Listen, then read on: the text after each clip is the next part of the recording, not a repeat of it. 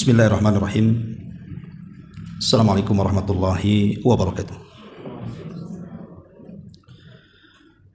Alhamdulillah, wassalatu wassalamu ala rasulillah wa ala alihi wa sahbihi wa mawalah wa la hawla wa la quwata illa billahi wa ba'du. Alhamdulillah, di malam hari ini harusnya jadwal Ustadzuna Ustadz Fikri hafizahullah ta'ala, berhubung dia sedang safar ke Medan katanya, maka malam ini digantikan oleh saya. Saya tidak tahu apa yang dibahas oleh Ustadz Fikri, tapi pembahasan di malam hari ini mungkin kita ambil tematik. Berhubung kita di akhir bulan Dzulhijjah, artinya sebentar lagi kita akan menyongsong tahun baru Islam, bulan Muharram.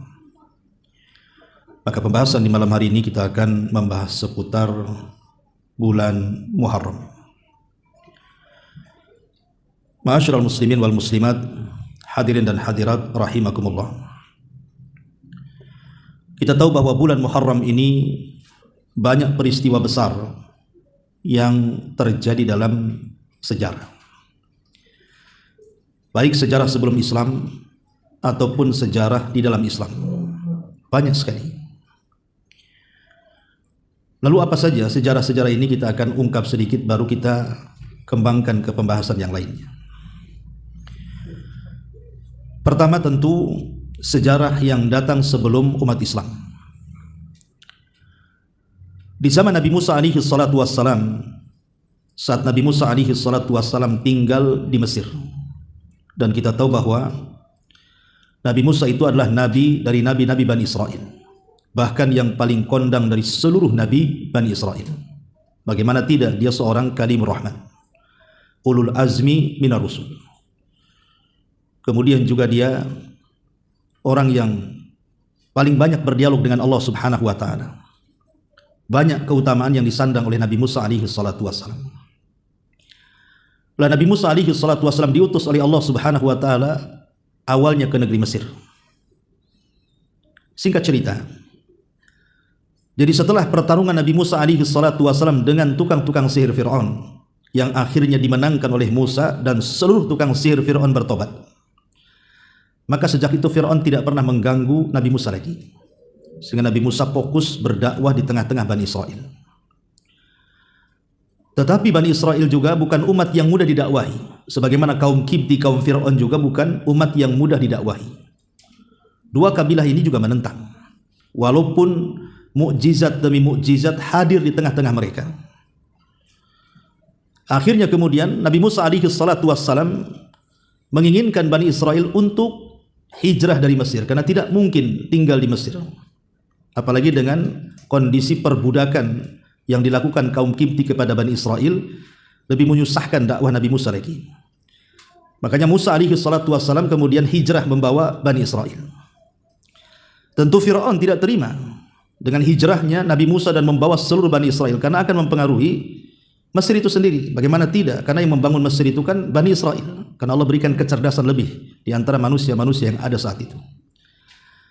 Sehingga Fir'aun pun kemudian mengejar Nabi Musa dan seluruh Bani Israel, sampai Allah takdirkan Musa dan Bani Israel terhalang dengan sebuah lautan yang disebut dengan Laut Merah.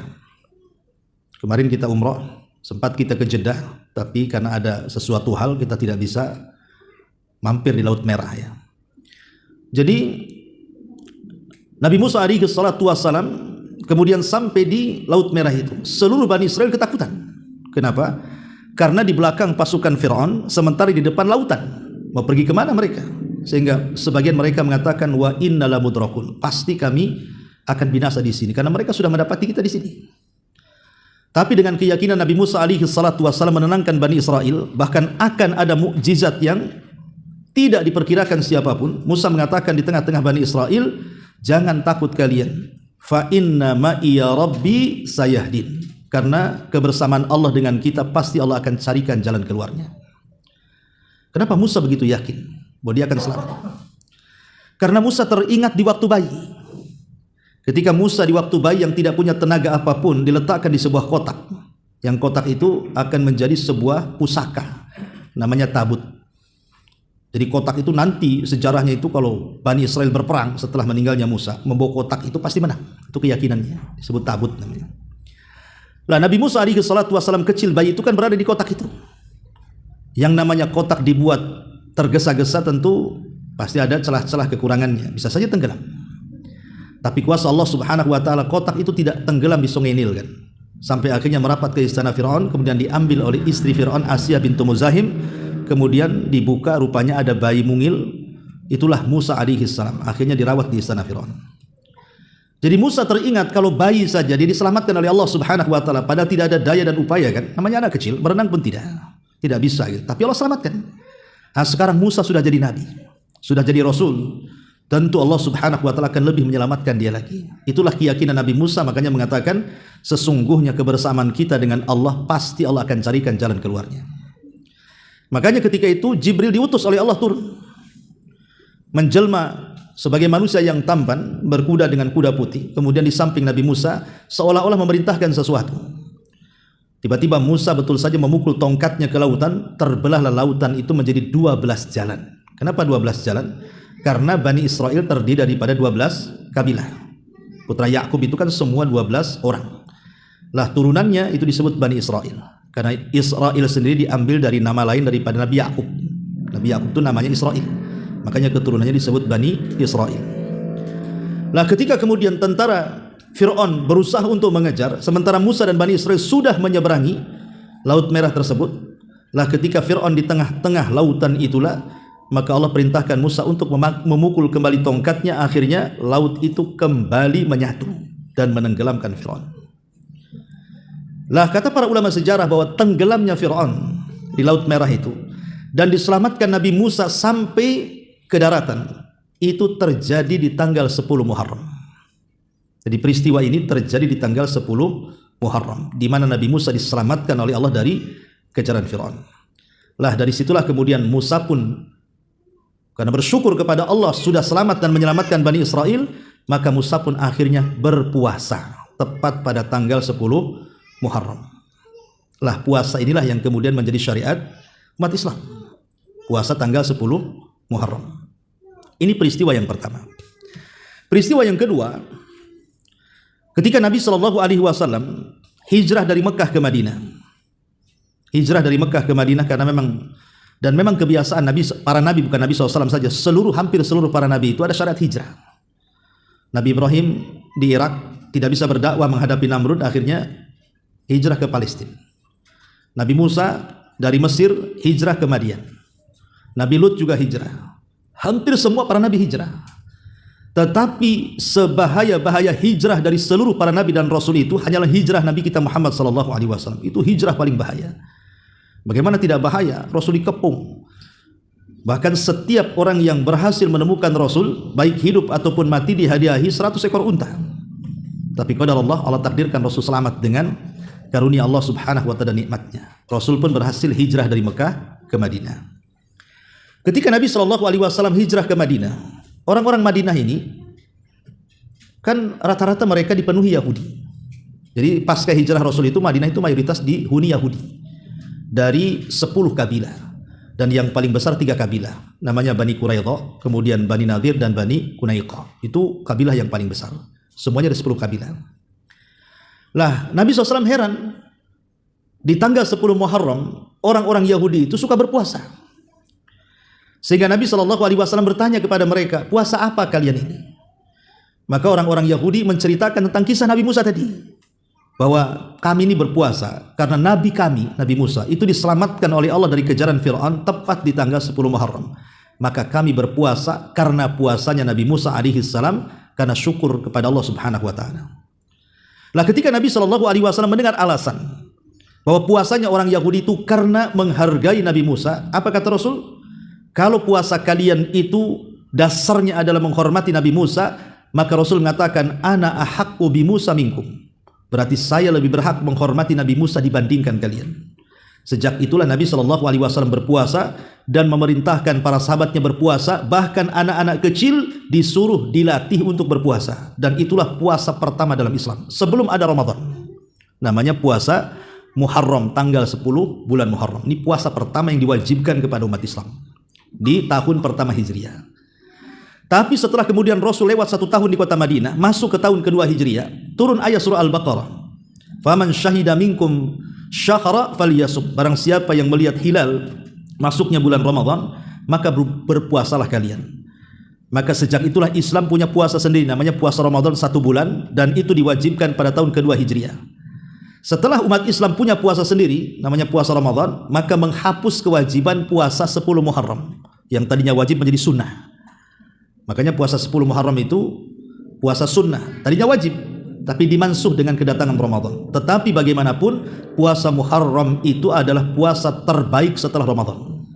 Jadi kalau ingin puasa sunnah terbaik setelah Ramadan adalah puasa Asyura, tanggal 10 Muharram. Dan itu berdasarkan sabda Nabi, bahwa sebaik-baik puasa setelah Ramadan adalah puasa Syahrullahil Muharram, di bulan Allah, bulan Muharram. Lihat bagaimana Muharram ini dinasabkan atau diidhafahkan kepada Allah. Syahrullah, bulannya Allah. Sesuatu yang disandarkan kepada Allah pasti mulia. Seperti Baitullah, rumah Allah, Ka'bah. Ka'bah menjadi mulia karena disandarkan kepada Allah. Atau Naqatullah, untanya Allah, mujizatnya Nabi Saleh, maka unta itu menjadi mulia. Termasuk juga Syahrullah, bulannya Allah, bulan Muharram. Ketika bulan disandarkan kepada Allah, maka bulan itu jadi mulia. Jadi bulan Muharram itu bulan yang paling mulia, dan puasa di tanggal 10 Muharram, puasa Asyura, itu seafdol-afdolnya puasa sunnah setelah puasa Ramadan. Ma'asyiral muslimin yang dimuliakan Allah Azza wa Jalla, hadirin dan hadirat rahimakumullah. Jadi ini peristiwa yang kedua, peristiwa diwajibkan puasa pertama dalam Islam, tanggal 10 Muharram. Kemudian yang ketiga, peristiwa yang ketiga adalah peristiwa terbunuhnya cucu Nabi SAW Husain di Karbala. Kisahnya begini. Ketika Nabi SAW meninggal, khilafah jatuh ke Abu Bakar. Abu Bakar tidak lama, karena 2 tahun saja. Kemudian meninggal, diwasiatkan kepada Umar bin Khattab. Umar cukup lama, hampir 10 tahun dia berkuasa. Tapi Umar pun kemudian meninggal, dibunuh oleh seorang majusi namanya Abu Lu'lu al-Majusi saat sholat subuh. Kemudian sebelum meninggal, Umar memerintahkan 6 sahabat dari Al-Mubashshiruna bil Jannah, sahabat-sahabat yang dijanjikan masuk surga yang disebutkan dalam satu redaksi hadis itu, untuk bermusyawarah, terserah di antara kalian siapa yang menggantikan aku. Akhirnya mengerucutlah kepada 2 nama, pertama Utsman, yang kedua Ali. Tetapi kemudian Abdurrahman bin Auf dia mengundurkan diri untuk tidak mencalonkan, tapi syaratnya dia yang memilih. Maka Abdurrahman bin Auf pun kemudian berkeliling Madinah, menjumpai semua pakar-pakar, orang-orang alim, orang-orang cerdas, orang-orang bijak, tentang siapa yang berhak menjadi khalifah sepeninggal Umar, apakah Utsman ataukah Ali. Tapi mayoritas kemudian mereka memilih Utsman ibn Affan dibandingkan Ali. Maka akhirnya Utsman pun menjadi khalifah ketiga setelah Abu Bakar dan Umar. Tetapi Umar bin Khattab radhiyallahu anhu sudah mengatakan, maka khalifah setelahnya adalah Ali. Makanya semata-mata meninggalnya Utsman saja, Ali secara otomatis naik tahta menjadi khalifah. Tidak ada khilaf lagi. Tapi di zaman Ali ini kan ada tragedi pembunuhan yang sangat sadis, pembunuhan Utsman bin Affan. Utsman bin Affan itu kan dikepung oleh 5.000 anak muda dari Kufah, dari Basrah, dari Mesir, dan beberapa anak muda yang terpengaruh dengan pemahaman Sabaiyah. Abdullah ibn Sabah, orang yang pura-pura masuk Islam, orang Yahudi dari Yaman, Himyar. Tiba-tiba kemudian memberikan semacam berita-berita hoax tentang Utsman di luar Madinah dan Mekah. Dan subhanallah, memang Allah sudah takdirkan banyak anak-anak muda yang terpengaruh dengan ucapannya Abdullah ibn Sabah ini. Akhirnya mereka melakukan pemberontakan, berakhir dengan pembunuhan Utsman secara sadis. Utsman itu dibunuh secara sadis sekali. Lah otomatis kita tahu bahwa kekuatan kaum muslimin di zaman itu ada di Syam. Tentara itu kumpul di Syam. Dan Syam itu gubernurnya adalah Muawiyah ibn Abi Sufyan. Lah Muawiyah dengan Utsman ini satu kabilah dari Bani Umayyah. Ya. Lah ketika kemudian Ali menjadi khalifah, Muawiyah tidak mau membaiat Ali. Alasannya apa? Ali disuruh menangkap setiap para pembunuh Utsman. Adili dulu baru kami baiat. Tapi Ali beristihad lain. Dia mengatakan, oh tidak. Di belakang para pembunuh Utsman itu ada kekuatan besar dari kabilah-kabilah hampir di semua daerah. Kalau saya perangi, tidak akan kondusif kondisinya. Sebaiknya baiat aku dulu, kumpulkan kekuatan, baru kita tangkap tuh para pembunuh Utsman. Terjadi pelesian antara Ali dan Muawiyah sampai terjadi peperangan. Makanya kalau kita menceritakan biografi Ali bin Abi Thalib itu semua perang. Jadi biografinya itu hanya cerita perang saja sampai meninggal Ali itu. Terjadi perang yang disebut dengan perang Siffin, ada perang Jamal, ada perang Nahrawan, macam-macam peperangan di zaman Ali itu. Sampai akhirnya Allah takdirkan Ali meninggal di tangan seorang khawarij. Sama ketika dia hendak melaksanakan sholat subuh, ditusuk dari belakang oleh Abdurrahman ibn Mulzam, seorang khawarij, hafal Quran, tapi membunuh Ali atas nama Quran. Nauzubillah. Ya. Nah, setelah Ali meninggal, ditusuk oleh Abdurrahman bin Mulzam ini, maka kekuasaan jatuh ke putranya Ali, namanya Hasan ibnu Ali. Rasul punya cucu namanya Hasan dan Husain. Lah Hasan ini berkuasa menggantikan ayahnya. Masalahnya, Nabi pernah bersabda ketika menggendong Hasan dan Husain itu, bahwa di antara dua cucuku ini akan ada yang mendamaikan dua kekuatan yang akan berperang. Rupanya isyarat sabda Nabi ini kepada Hasan bin Ali. Karena Hasan bin Ali itu berkuasa tidak lama, hanya 6 bulan saja. Menggenapkan 30 kekuasaan Khilafaur Rasyidin. Karena Rasul mengatakan Khilafaur Rasyidin itu hanya 30 tahun saja. Dimulai dari Abu Bakar, diakhiri dengan Hasan bin Ali. Ya. Setelah 30 tahun tidak ada lagi khilafah, tidak ada Khilafaur Rasyidin. Yang ada mulkun warahmah, sistem kerajaan. Lah, raja pertama adalah Muawiyah, karena ketika itu Hasan melihat bahwa akan ada pertempuran besar antara kubu ayahnya dengan kubu Muawiyah, dia tak mau. Daripada terjadi pertumpahan darah, biar aku yang menyerah. Makanya Hasan menyerahkan kekuasaannya kepada Muawiyah bin Abi Sufyan. Ya. Kemudian Hasan pun jadi rakyat biasa. Tetapi subhanallah, maslahatnya luar biasa. Tidak pernah kaum muslimin bersatu menyatu dari barat ke timur itu kecuali zaman Muawiyah. Ngomong jadi satu kaum muslimin, tidak ada lagi perpecahan. Makanya itu kerajaan yang penuh dengan rahmat, dan raja pertama adalah Muawiyah bin Abi Sufyan, dengan daulahnya disebut Daulah Umayyah namanya. Itulah pengasas Daulah Umayyah. Karena nanti Daulah Umayyah kan roboh, kemudian diganti dengan Daulah Abbasiyah. Daulah Abbasiyah kemudian roboh lagi, ganti sampai yang terakhir Daulah Utsmaniyah, Turki Utsmani, yang kemudian juga roboh ketika Perang Dunia Pertama, kan itu ya sejarahnya itu. Intinya bahwa saat Muawiyah bin Abi Sufyan berkuasa, kemudian Muawiyah itu menjelang wafatnya akhirnya mewasiatkan bahwa yang pantas untuk menggantikannya adalah putranya, namanya Yazid bin Muawiyah. Entah apa maksudnya Muawiyah memilih anaknya untuk meneruskan kerajaan, padahal banyak sahabat-sahabat yang layak menjadi khalifah dibandingkan Yazid. Seperti Ibnu Umar, Ibnu Abbas, Anas bin Malik, Husain juga ada di situ. Banyak, tapi kenapa kemudian Muawiyah memilih Yazid, putranya? Ini kan urusan politik ya. Entah apa, mungkin ijtihad beliau. Tapi yang jelas di masa Yazid bin Muawiyah, sepeninggalnya Muawiyah bin Abi Sufyan, inilah permulaan sejarah pembunuhan Husain. Jadi ketika Yazid diangkat menjadi khalifah, menggantikan ayahnya Muawiyah bin Abi Sufyan di Syam itu, di ibu kota Kufah itu banyak yang berontak, tidak mau, tidak setuju kalau Yazid itu menjadi berkuasa, karena banyak yang lebih baik gitu ya. Akhirnya kemudian mereka pun menyurati Husain yang ada di Madinah. Setiap hari orang-orang Kufah itu mengirim surat.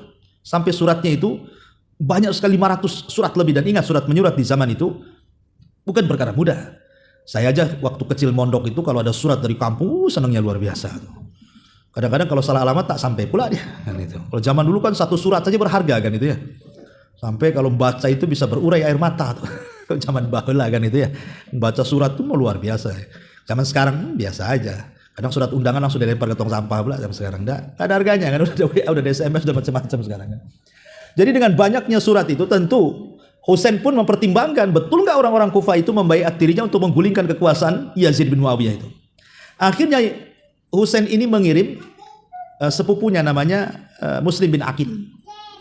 Muslim bin Aqil diutus oleh Husain suruh datang ke Kufah. Betul nggak orang-orang Kufah itu membaiat dirinya untuk menggulingkan Yazid itu? Berangkat Muslim bin Aqil ini. Ketika sampai di Kufah, memang betul mayoritas orang Kufah itu tidak menginginkan Yazid. Akhirnya dia ngirim surat ke Madinah bahwa surat-surat itu betul adanya. Bahkan mayoritas orang Kufah mendukung engkau wahai Husain. Lah dari situlah Husain mempersiapkan untuk keberangkatan ke Kufah. Dibawanya istrinya, anaknya. Husain kan banyak istrinya, banyak anaknya. Cucu-cucu dan cicit-cicit Rasul dibawa semua. Jumlahnya sampai 70 orang. Ya maksudnya itu untuk membuat dukungan di sana kan. Tidak tahu kalau kemudian justru dari situlah awal pembunuhan. Sebenarnya sahabat-sahabat Rasul sudah menasihati Husain ini untuk jangan berangkat ke Kufah. Kalau engkau ingin jadi pemimpin, berangkat kau ke Yaman saja. Karena Yaman itu sangat loyal kepada bapakmu Ali. Pasti orang Yaman suka dengan kamu. Tapi Husain tak mau. Dia tetap mau ke Kufah. Jadi apa yang dinasihatkan para sahabat udah gak didengar lagi. Berangkatlah dengan 70 orang keluarganya itu. Dan itu semua adalah keluarga Nabi. Cucu cicit Nabi itu bersama Husain, baik anaknya Hasan juga terlibat di situ. Berangkatlah Husain ke Kufah. Karena modal surat dari Muslim bin Aqil tadi yang memastikan orang Kufah itu rupanya sudah mendukung dia. Lah, zaman itu kan tidak ada handphone kayak sekarang. Rupanya politik berubah. Lah ketika Husain ini berangkat nih dari Madinah menuju Kufah, rupanya Yazid bin Muawiyah ini mengirim gubernur dari Basra dipindah ke Kufah. Ya, namanya Abu Ubaidah ibn Ziyad namanya. Ya, Abu Ubaidah ibn Ziyad ini, Ubaidah ibn Ziyad itu diutus oleh Yazid untuk memantau kondisi Kufah. Karena sudah, ya namanya politik pasti sudah kedengar kepada penguasa kan. Ada apa ini kok riak-riak mau ada pemberontakan kan itu. Jadi Ubaidah ibn Ziyad ini diutus oleh Yazid untuk mengawasi gerak-gerik Husain kalau sampai di Kufah. Tapi rupanya Ubaidillah ini ibn Ziyad ini licik. Jadi para pendukung Husain ini mereka disuap dengan harta yang banyak. Ya, serangan fajar bahasa kitanya, supaya jangan mendukung Husain. Subhanallah, memang uang itu memang di mana-mana kalau pemilu ini. Kalau udah pakai serangan fajar itu kalah serangan duha tuh. Ya. Semua akhirnya berbalik. Subhanallah, gara-gara uang berbalik akhirnya. Lah sampai akhirnya ditangkaplah Muslim bin Aqil kemudian dibunuh. Dibunuh Muslim bin Aqil. Husain tidak tahu. Sebenarnya dia mau ngirim surat bahwa Husain itu suruh balik lagi ke Madinah karena orang-orang Kufah sudah berkhianat kan. Tapi yang namanya zaman dulu surat menyurat kan sulit. Akhirnya sampai Muslim bin Aqil dibunuh oleh Ubaidillah bin Ziyad ini, Husain tidak tahu. Dia berjalan, pokoknya dia hanya memegang surat yang pertama dari Muslim bin Aqil bahwa seluruh penduduk Kufah mendukung dia. Ketika semua orang-orang berkhianat kepada Husain, Husain sampai di Syam. Tapi perasaan dia sudah nggak enak. Tiba-tiba dia bertanya kepada orang-orang, ini tempat apa? Maka orang-orang mengatakan, ini adalah Karbala. Apa kata Husain? Wallahi karbun wabala. Demi Allah, di sini akan terjadi hal-hal yang sangat menyedihkan dan ujian yang sangat berat. Rupanya betul, setelah sampai di satu tempat namanya Karbala, rupanya tentara Ubaidillah ibn Ziyad yang jumlahnya 5.000 sudah mengepung Husain dan keluarganya. Cuma 70 orang. Dengan prajurit yang tidak banyak. Yang dilawan 5.000 orang, coba bayangkan. Disinilah terjadi pembantaian kepada Husain sampai kepala Husain dibelah dari badannya sehingga menjadi khilaf para ulama. Di mana sih kepala Husain itu ditanam? Ada yang mengatakan di Mesir, ada yang mengatakan di Syam, dan pendapat Syekhul Islam Ibn Taimiyah ada yang mengatakan dikubur di Madinah, wallahu alam. Ya, tapi sampai kemudian sesadis itu, bahkan ketika kepalanya sudah dibuang, sudah dipenggal dari badannya, dikirim ke Ubaidillah ibn Ziyad. Ubaidillah ibn Ziyad ini ambil tongkat, dipukul-pukul pula di kepala itu. Kadang-kadang ditusuk-tusuk matanya. Anas ibn Malik yang sudah tua kala itu marah, menjelaskan tentang keutamaannya, tapi kan tidak bisa apa-apa. Dan ini murni kesalahan Ubaidillah ibn Ziyad. Tidak ada urusan dengan Yazid. Yazid ini hanya memerintahkan untuk mengawasi. Adapun terjadi pembunuhan itu karena ulahnya Ubaidillah ibn Ziyad. Tapi ada orang-orang yang kemudian sampai mencela Yazid. Ya, Yazid itu kesalahannya cuma satu. Dia tidak menghukum Ubaidillah ibn Ziyad yang membunuh Husain. Tapi dia tidak menyuruh untuk membunuhnya. Ya. Sehingga harus diluruskan sejarah seperti ini. Intinya bahwa ketika terjadi pembunuhan Husain itu tepat di tanggal 10 Muharram. Makanya kalau kita lihat perilaku orang-orang Syiah Iran ya, Rafidhah atau Isna Asyariyah, itu kalau datang bulan Muharram, pada tanggal 10 itu mereka memukul-mukul badan mereka dengan besi, dengan parang, dengan golok, dengan apa-apa sampai berdarah-darah, sampai anak kecil diketuk kepala yang berdarah. Apa alasannya coba? Menebus kesalahan. Karena yang mengundang Husain ke Kufah itu mereka. Setelah kemudian sampai mereka berkhianat. Makanya sejarahnya ada namanya tentara Awabin. Setelah peristiwa itu ada tentara Awabin, tentara yang tobat, yang mereka akhirnya membunuh setiap yang terlibat dalam pembunuhan Husain. Makanya Syiah sampai hari ini mereka merasa bersalah dengan terbunuhnya Husain sehingga mereka ingin menebus dosa-dosa mereka. Coba bayangkan, pada Allah mengatakan apa? Wala taziru waziratun wizra ukhra. Dosa itu dipikul masing-masing. Tidak mungkinlah dosanya orang lu dipikul kita. Ya, ini kayak orang Nasrani kan? Kenapa Isa disalib coba? Karena Isa itu ingin menebus dosanya Nabi Adam. Nabi Adam kan bermaksiat di surga, makan buah larangan sehingga diusir dari surga. Maka Isa rela disalib menurut orang Nasrani untuk menebus dosa bapaknya.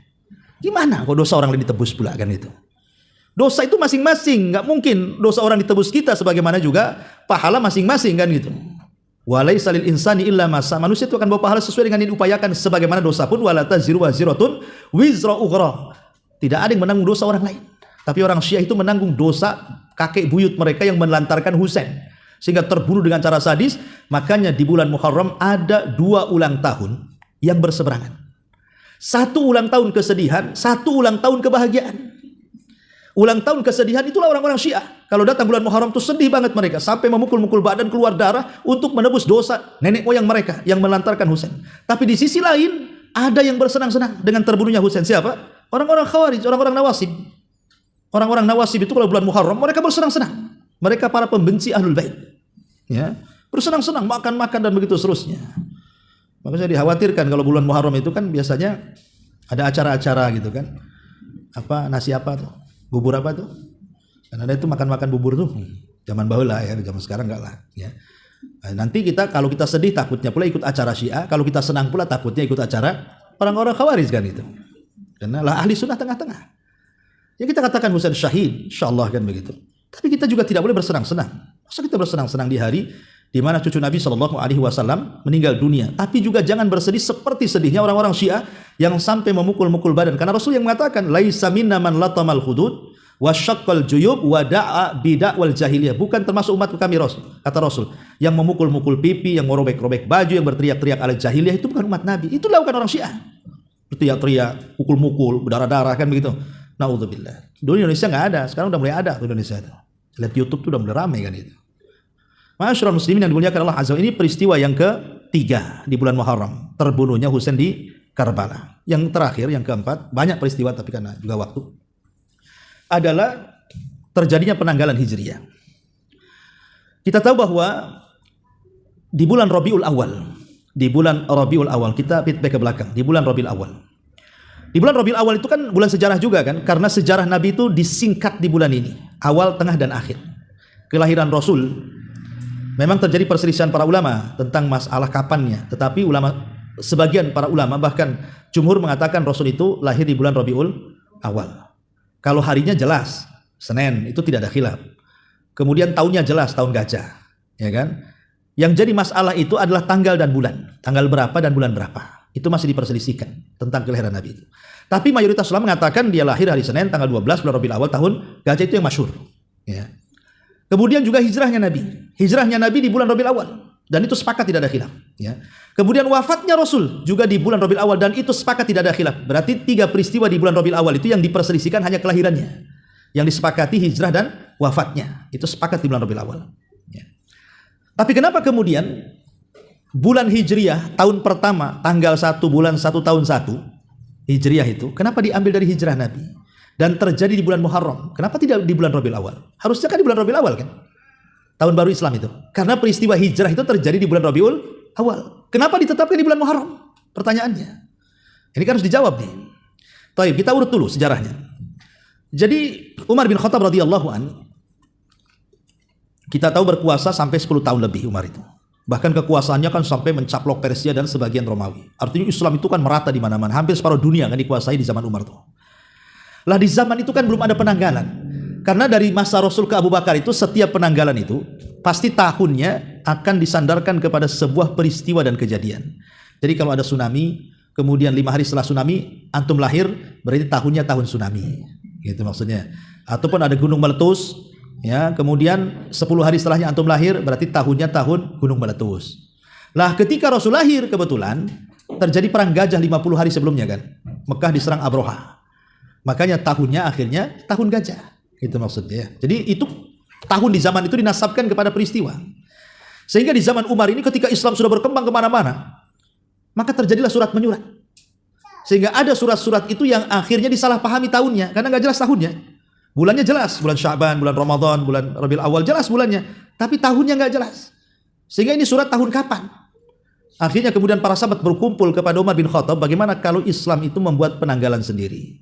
Karena masing-masing punya penanggalan, Mekah sendiri, Madinah sendiri, Syam sendiri, Kufah sendiri, Basra sendiri, kan akhirnya pusing jadinya. Jadi kata para sahabat ini, bagaimana kalau semua umat Islam punya penanggalan sendiri?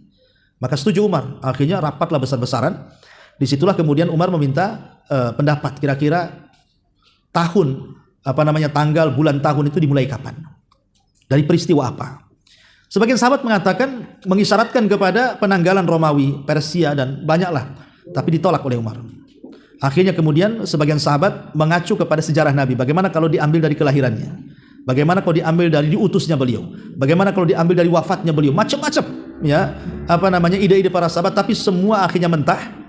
Kecuali pendapat Utsman bin Affan, Thalha dan Zubair yang mengatakan bagaimana kalau seandainya kita ambil dari hijrah Nabi. Akhirnya sepakat para sahabat mengambil dari hijrah Nabi.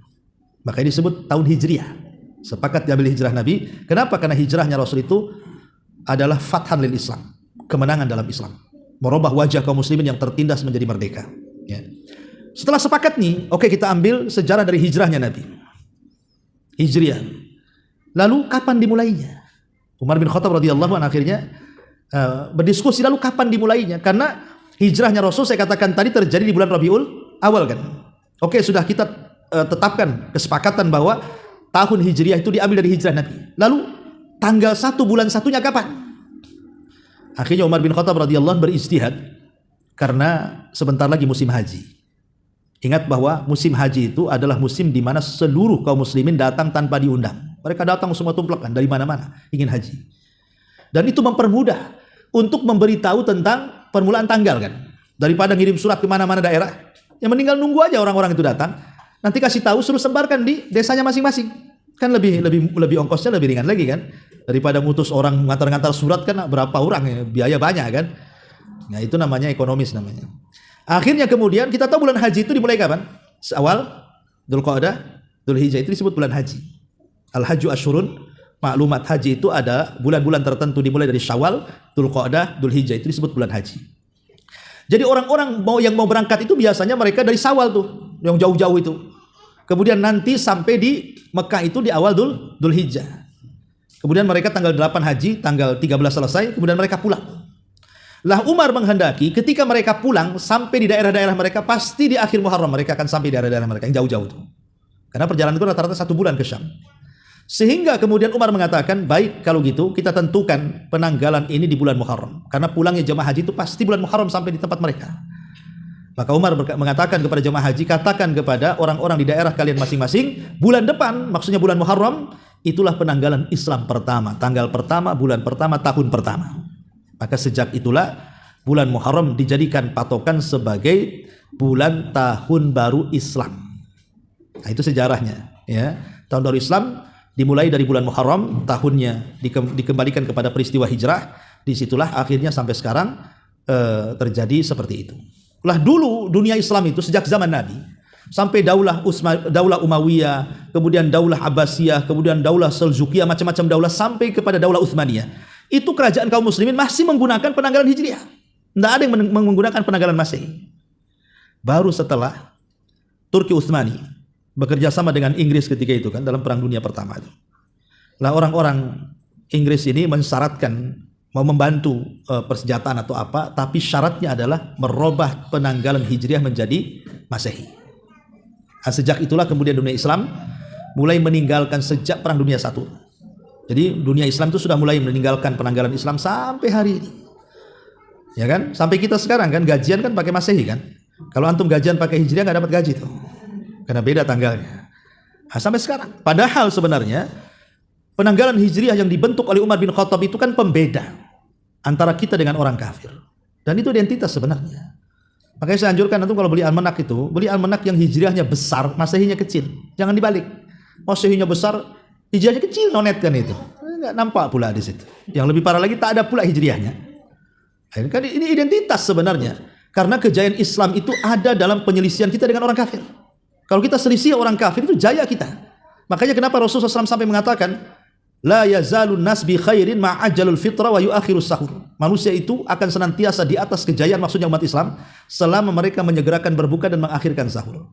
Nah, apa kaitan makan dengan kejayaan Islam? Makan aja bisa jaya Islam katanya. Bukan soal makannya, karena ketika mengakhirkan sahur dan menyegerakan berbuka itu dalam rangka menyelisih puasanya ahli kitab. Penyelisihannya itulah yang menjadikan kita umat terbaik. Sebab kalau kita serupa dengan mereka, kita lemah. Kalau kita ini mengikuti tata cara umat sebelum kita dari kalangan Yahudi dan Nasrani, umat Islam ini lemah. Dan itu disabdakan oleh Nabi SAW kan, la tattabi'anna sanana man kana qablakum shibran bi shibrin wa dira'an bi dira'in hatta law dakhalu juhra dabbin la dakhaltum.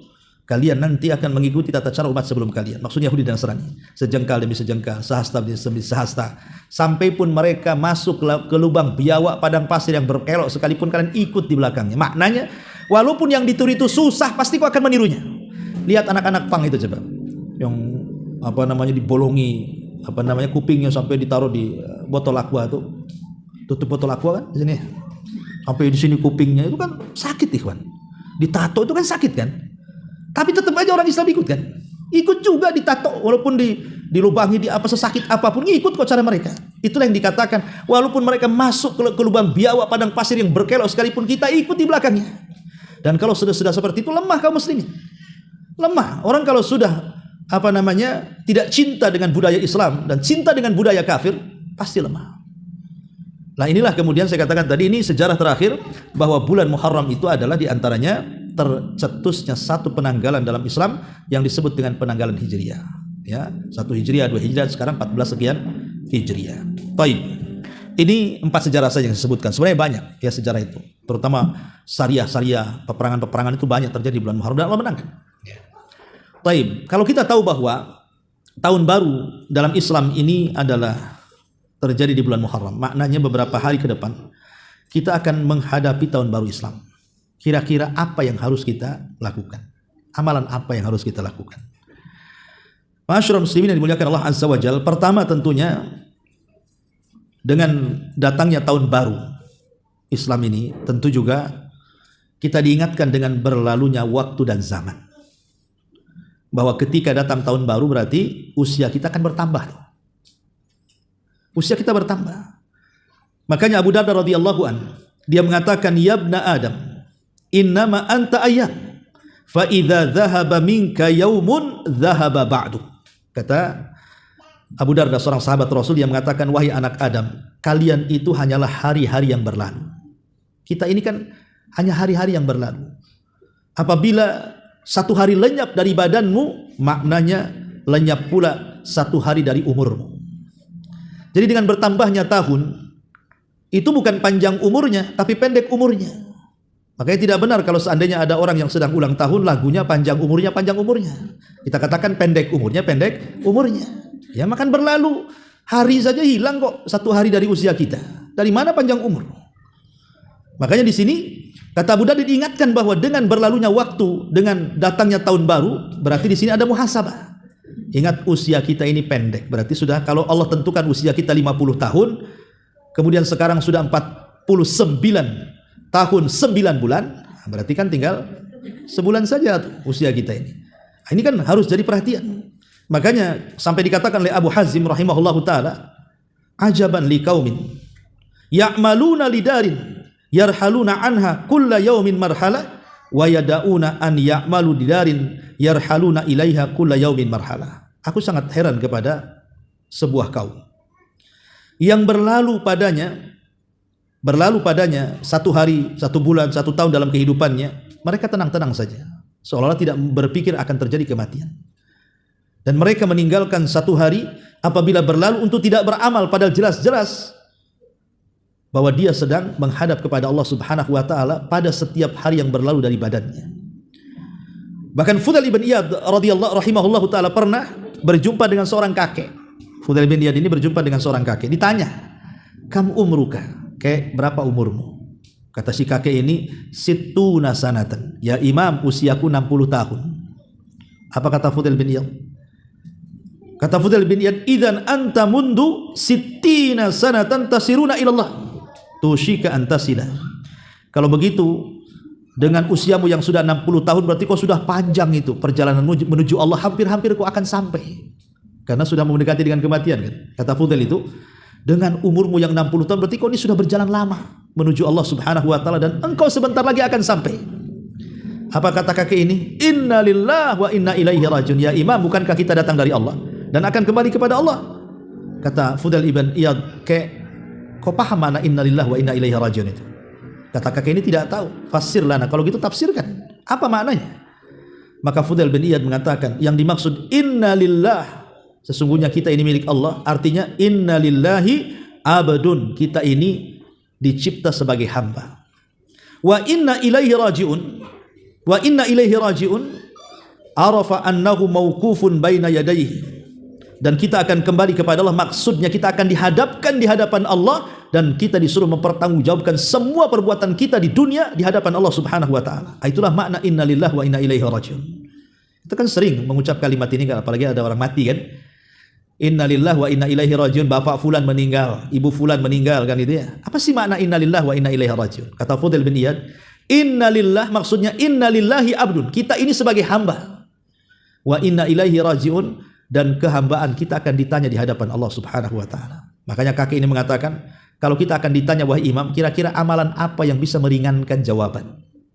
Maka Fudail ibn Iyad mengatakan, kalau begitu, antattaqiyallah fima baki yughfar laka fima madha wa ma qad baki. Kalau begitu, sisa umurmu wahai kakek, bertakwalah kepada Allah. Karena yang lalu tidak mungkin datang, yang akan datang tidak mungkin pula kita temui. Artinya yang kemarin kan tidak mungkin kita ulang. Adapun besok kita tidak tahu apa kita sampai kepada besok. Yang sekarang ini, yang kita lalui sekarang ini, manfaatkan. Bertakwalah kepada Allah Azza wa Jalla. Kalau engkau bertakwa dari sisa umurmu, maka Allah akan ampuni dosamu yang telah lalu, yang akan, dan juga yang akan datang. Lihat, ini muhasabah namanya, agar kita senantiasa dengan berlalunya waktu itu muhasabah diri, bahwa kita ini setiap hari menjelang ajal kita semakin dekat. Karena kalau orang berpikir ya nggak perlu dalil lah bahwa kita ini akan mati, itu nggak perlu dalil sebenarnya. Dari ucapan, percakapan, obrolan kita saja sepanjang hidup kita kan berbeda-beda kan. Waktu kita masih SMP ataupun SMA, kemudian kita ngobrol dengan kawan-kawan, pasti yang diceritakan apa? Soal cita-cita. Nanti kalau sudah besar saya pengen jadi pilot, pengen jadi dokter, pengen jadi ini, pengen jadi itu. Itu di usia anak-anak muda, seusia SMP SMA tuh. Yang diceritakan cita-cita saja. Nanti kalau sudah usia 40 tahun, kayak saya ini udah 40 tahun, mungkin sebagian antum sudah 40 tahun juga. Kalau kumpul dengan kawan-kawan pasti cerita penyakit. Asam urat tinggi, darah tinggi, kolesterol, gula, pasti itu, ya kan? Yang diceritakan itu kan. Kenapa itu pincang, asam urat? Kenapa kayak oyong-oyong ini loh, kolesterol tinggi? Nanti tanya obat tuh, ada nggak obat yang bagus? Nanti kalau sudah 60 tahun nggak cerita penyakit, cerita fasilitas rumah sakit. Jangan ke sana, jelek dokternya. Sana saja. Itu rumah sakitnya pakai lift. Itu udah 60 cerita fasilitas tuh. Kalau 70 tahun dia sudah diantar ke Tamiang lah tuh.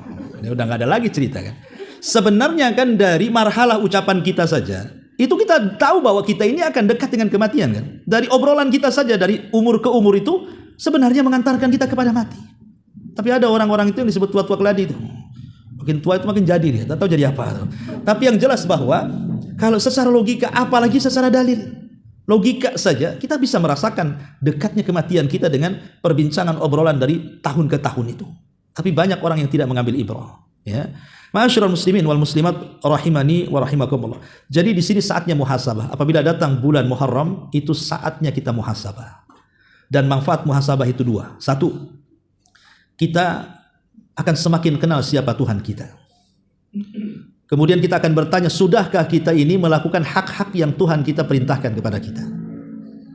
Boleh jadi mungkin sholat yang kemarin kurang, kita semakin sempurnakan. Yang kemarin bakhil, kita semakin bersedekah. Yang kemarin malas majelis taklim, akhirnya jadi rajin. Namanya muhasabah itu kan semakin meningkat ketika kita melaksanakan hak-hak kita kepada Allah Azza wa Jalla. Yang kedua juga manfaat muhasabah itu, supaya kita mengenali aib-aib kita dan tidak sibuk dengan aib orang. Terkadang kita ini sibuk mengorek-korek aib orang, tapi aib kita tidak pula dikorek dia. Padahal kalau seandainya setiap orang itu menyaksikan aibnya sendiri, itu sudah cukup memperbaiki dia. Ya, karena setiap manusia itu punya aib. Kalau bukan karena Allah tutupi aib kita, tentu kita ini sudah tidak berharga di hadapan manusia. Kenapa kita ini masih dihargai coba?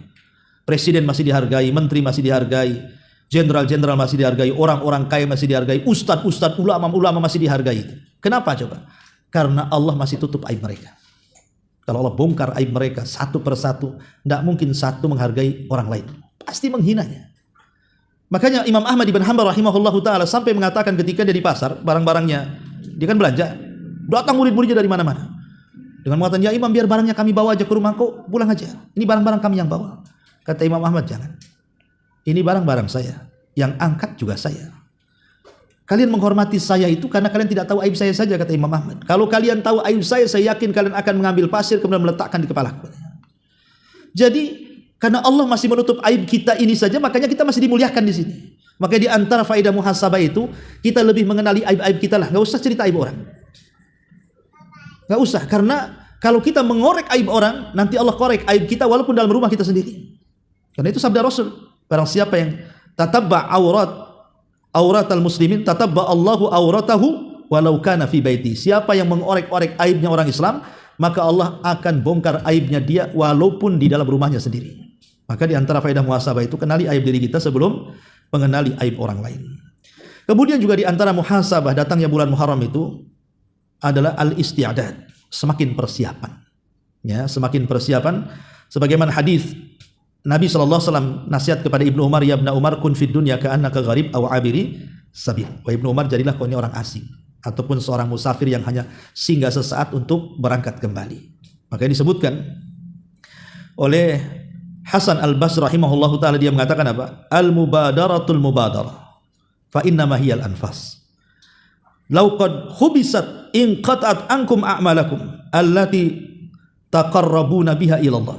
Rahimallahu imra'an nadhara li nafsihi wa baka ala dhunubihi thumma qara'a hadil ayah fala ta'jal alaihim innama na'uddu lahum udda. Kata Hasan Al-Basri rahimahullah taala, bersegeralah, artinya cepatlah beramal soleh, Jadi kalau ada waktu untuk beramal soleh jangan ditunggu. Fa idza faragta fansab. Kalau kita selesai menyelesaikan amal soleh, kemudian datang amal soleh yang lain, segera lakukan. Itu kata Hasan Al-Basri. Karena kita ini hanya nafas yang berjalan. Kalau seandainya nafas ini sudah terhenti, maka terhenti pula amal kalian yang mendekatkan kalian kepada Allah Subhanahu wa taala. Sungguh Allah merahmati, kata Hasan Al-Basri, orang yang melihat dirinya kemudian dia memperbaiki dirinya terus, maka dia pun menangis dari dosa-dosanya. Kemudian dia membacakan ayat, maka janganlah engkau Muhammad tergesa-gesa memintakan azab bagi mereka, sungguh kami hanyalah menghitung dengan teliti datangnya siksa untuk mereka. Maka Hasan Al-Basri kemudian menangis ketika membaca ayat ini. Ya. Artinya bahwa di sini persiapan itu penting, karena kita tidak tahu kematian itu kapan menjemput. Ma'asyiral muslimin yang dimuliakan Allah Azza wa Jalla, dan banyak lagi faedah-faedah muhasabah. Tapi yang ingin saya katakan, karena bulan Muharram itu satu-satunya bulan yang disandarkan kepada Allah, syahrullah, bulannya Allah. Dan di situ ada ibadah mulia yang disebut dengan puasa. Maka nasihat saya, jangan tinggalkan puasa di bulan Muharram. Baik puasa Senin Kemis, baik puasa Ayyamul Bid, baik puasa Daud, maka puasa yang dilakukan di bulan Allah itu sangat mulia. Wabil khusus puasa tanggal 10 Muharram. Beberapa bulan sebelum meninggal Nabi, setelah Fatu Mekah, setelah Hajjatul Wada. Jadi Nabi SAW ini ditanya oleh para sahabat Rasul, kalau kita puasa tanggal 10 Muharram, orang Yahudi juga berpuasa tanggal 10 Muharram. Jadi apa bedanya kita dengan Yahudi katanya? Maka Rasul mengatakan, ya sudah kalau gitu, tahun depan kata Rasul, tanggal 9 kita puasa. Untuk menyelisih puasanya orang Yahudi. Tapi sayang, sebelum tahun depan Rasul meninggal. Tapi Rasul kan sudah janji, nanti tahun depan kita puasa tanggal 9. Tapi Rasul keburu meninggal. Dari sini kata para ulama, walaupun Rasul tidak pernah melakukan puasa tanggal 9 karena sebelum meninggal, tapi ada wasiat bahwa kalau dia sampai di tahun depan dia akan berpuasa tanggal 9 kan. Makanya puasa Muharram itu bisa tanggal 10, bisa tanggal 9, 10, bisa juga pada tanggal 9, 10 dan 11. Berarti ada 3 macam. Supaya menyelisih orang Yahudi maksudnya. Ya, bagi yang bisa tanggal 9, 10, 11 maka baik. Kalau tidak bisa maka ambillah 9, 10. Kalau tidak bisa ya sudah tanggal 10. Kalau tidak bisa ya pemalas dia. Memang dia malas nggak puasa, apalagi kan gitu. Ya. Masa setahun sekali. Karena pahalanya kan lumayan menggugurkan dosa setahun kan. Yukaffiru sanatal baqiyah. Jadi akan menghapuskan dosa setahun yang akan datang. Itu puasa Asyura ya. Ma'asyiral muslimin yang dimuliakan Allah Azza wa Jalla. Kemudian juga nasihat yang terakhir, karena bulan Muharram juga adalah satu di antara 4 bulan hurum yang disebutkan dalam At-Taubah 36, minha arbaatun hurum. Di situ ada larangan kita ini untuk melakukan dosa. Apa itu? Fala tadlimu fihinna anfusakum. Jangan sekali-kali berlaku zalim di bulan Muharram. Dan sezalim-zalimnya kezaliman adalah kesyirikan. Ini yang kita sayangkan. Dulu waktu saya masih kecil, di kampung saya di Jawa Barat itu, saya lihat orang-orang tua itu kalau datang bulan Muharram itu mereka suka mandiin keris. Jadi keris-keris zaman Belanda itu biasanya ditaruh di air, kemudian dikasih beberapa macam bunga gitu ya, dikasih wangian. Nah, rupanya setelah besar saya tidak paham maksudnya apa, orang-orang tua kok kalau datang Muharram itu kok ngeredam keris gitu ya. Rupanya mereka berkeyakinan karena Muharram itu bulan sial, sehingga dengan memendam keris dengan bermacam air bunga itu maksudnya untuk menghilangkan sialnya bulan. Itu di Jawa Barat ya, di tempat saya di Majalengka dulu ya. Tapi sekarang nggak tahu ya, mungkin nggak ada lah. Kerisnya pun udah hilang mungkin. Tapi yang jelas bahwa rupanya keyakinan di daerah lain itu macam-macam kan. Ya, karena bulan Muharram itu dikesankan bulan sial masalahnya. Kalau ada orang yang menanam modal tidak mau, takutnya bankrupt. Kalau mau bangun rumah tidak jadi, takut roboh katanya. Kalau mau kawin tidak jadi, takut cerai katanya. Yang cerai banyak kok kan itu. Tidak mesti yang kawin di luar Muharram aja cerai bolak-balik kan itu. Gitu. Ini kadang-kadang ini kan takhayul khurafat ikhwan. Bahkan di daerah Jawa Tengah itu masih ada gitu kan, kirap sapi itu apa tuh? Kerbau, ya kan? Kerbau bule itu yang dikirap itu diiring ke di Solo atau di mana tuh, ya. Dan nama kerbaunya Kiai pula kan. Kiai Slamet, ya kan? Saya pikir orang rupanya kerbau Kiai Slamet tuh. Ya saya lihat di YouTube ini, lihat antum kalau nggak percaya lihat di YouTube ya. Anda lihat di YouTube itu. Sampai kerbau berak tuh, kerbau bule beraknya diambil. Ya sampai ada yang diwawancarai itu untuk apa coba berak kerbau itu? Untuk jadi bahan ngepel rumah. Orang pakai sunlight, dia pakai tai kerbau tuh. Supaya apa? Berkahnya menyebar. Jadi mau berkah ke rumah. Perasaan nggak berkah, yang ada bau perasaan kan? Ada lagi itu masih mendingan, ada yang dilap-lap ke badannya. Jadi skanker apa itu? Jadi untuk muka tuh Bu, mungkin lebih mudah. Coba ibu pakai itu Bu. Artinya bahwa ada orang yang kayak gitu kan, naudzubillah. Ini kan khurafat ikhwan. Bulan Muharram adalah bulan mulia. Saking mulianya diidhofahkan kepada syahrullah kata Rasul. Bulannya Allah, tidak ada satu bulan yang diidhofahkan kepada kecuali Muharram. Kok bisa dikatakan bulan sial? Bulan khurafat. Maka kezaliman yang paling zalim itu kesyirikan. Jangan lakukan kesyirikan di bulan Muharram. Ini bahaya. Ya. Ini yang pertama. Kemudian yang kedua, di bawah syirik ada namanya bid'ah. Jangan lakukan perbuatan bid'ah seperti ihtifalnya orang Syiah. Mereka memukul-mukul sampai keluar darah. Anak kecil diketuk kepalanya sampai keluar darah. Coba kan bayi diketuk kepalanya sampai keluar darah itu. Ini kan kasihan, tidak ada peri kemanusiaan namanya itu. Harusnya kan orang HAM udah turun tuh. Coba diketuk kan itu. Dan ini masalah ini. Ini kan bid'ah terjadi bulan Muharram. Ya, belum bid'ah yang lainnya. Ya, ataupun di bawah bid'ah, maksiat, dosa-dosa besar. Ya, dosa-dosa besar yang zalim kepada manusia, mengambil hak manusia, merampok, merampas, mengurai takaran, mengurai timbangan, tidak melaksanakan haknya dan begitu seterusnya. Ini juga termasuk kezaliman atau dosa-dosa kecil dan begitu seterusnya. Karena ketika para ulama mentafsirkan surah At-Taubah 36, fala tadlimu fihinna anfusakum, apa kata Qatadah rahimahullah taala? Qatadah ibn Di'amah dia mengatakan bahwa orang yang melakukan dosa di bulan Muharram itu akan dilipat gandakan dosanya dibanding dia lakukan di bulan-bulan yang lainnya. Sebagaimana orang yang melakukan amal saleh di bulan Muharram itu, maka akan lipat gandakan pahalanya dibandingkan dia lakukan di bulan-bulan yang lainnya. Karena terutama 10 awal dari tanggal 1 sampai tanggal 10 Muharram. Karena dalam setahun itu ada 10 yang mulia. Pertama 10 akhir Ramadan, kedua 10 awal bulan Dzulhijjah, yang ketiga 10 awal bulan Muharram. Itu namanya 10 dalam setahun di 3 tempat yang sangat mulia. Dan itu menjadi polemik ketika Allah Subhanahu wa taala bersumpah dalam Quran, wal fajri wa layalin ashri, demi waktu fajar dan demi malam yang 10. Maksudnya malam 10 itu apa? Ada yang mengatakan 10 akhir Ramadan, ada yang mengatakan 10 awal Dzulhijjah, ada yang mengatakan 10 awal bulan Muharram. Ya, sampai bersumpah, saking luar biasanya bulan Muharram ini. Ya, mudah-mudahan kita bisa menyongsong bulan Muharram lebih baik lagi. Wallahu a'lam bishawab. Ini yang bisa saya sampaikan. Mudah-mudahan ada manfaatnya. Taib, sebelum saya tutup, kalau ada yang bertanya, silakan.